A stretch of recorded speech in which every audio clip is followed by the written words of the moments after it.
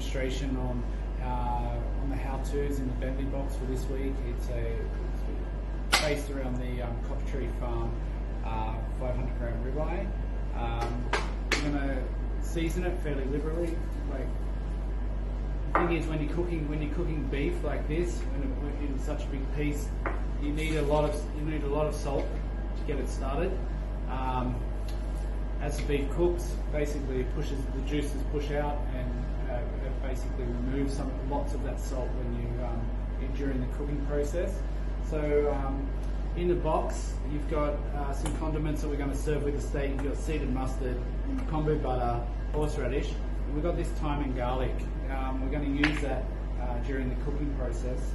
I'm just about to add some veg oil to the pan.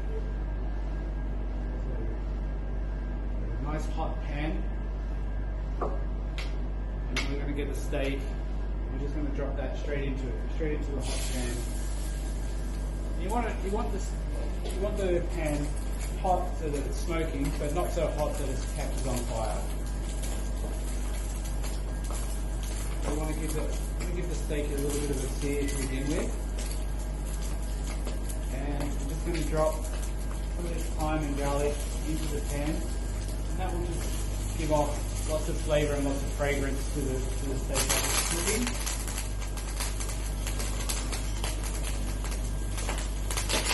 So it's here on one side, and then we're just going to turn it over onto the other side. Just give you a look. What we're trying to do is develop a nice crust on the steak. So nice crisp caramelized steak.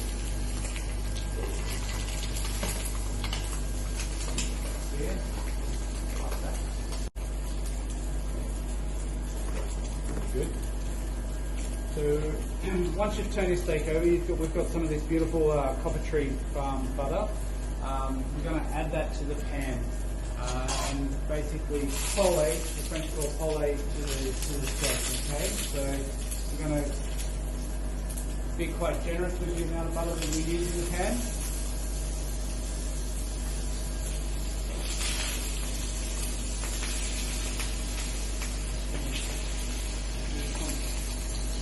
Let that butter just slowly spoon over the butter to cook the steak. We do that for about 1.5 minutes. The other really important thing is, before you start cooking the steak, is that you let it come to room temperature. We had it out on this tray for about half an hour, 45 minutes before we started, and now it won't take that long for the steak to cook because it's already at room temperature.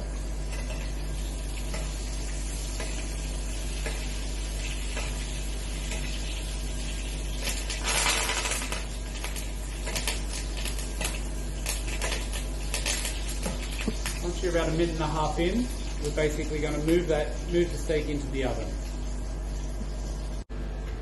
So I've had the steak in the oven. I've just taken it out, and now I'm allowing it to rest on this resting rack for another 5 to 10 minutes. Well, you can be enjoying some of the snacks or your entree while you're letting the steak rest. And then what I'm going to do, I'm just going to carve the steak, warm it up for 2 minutes, and carve the steak. So now the steak is rested, taking it off, I'm going to carve it. Simply remove the bone to begin with. And then we're just going to take off the garnish. Simply slice the steak.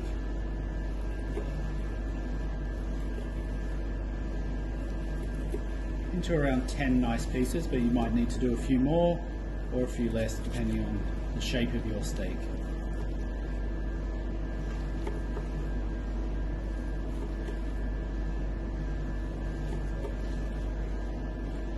Should have a nice medium rare steak, and then you really just want to sort of smother that with as early as possible when it comes out of the oven with the kombu butter to begin with.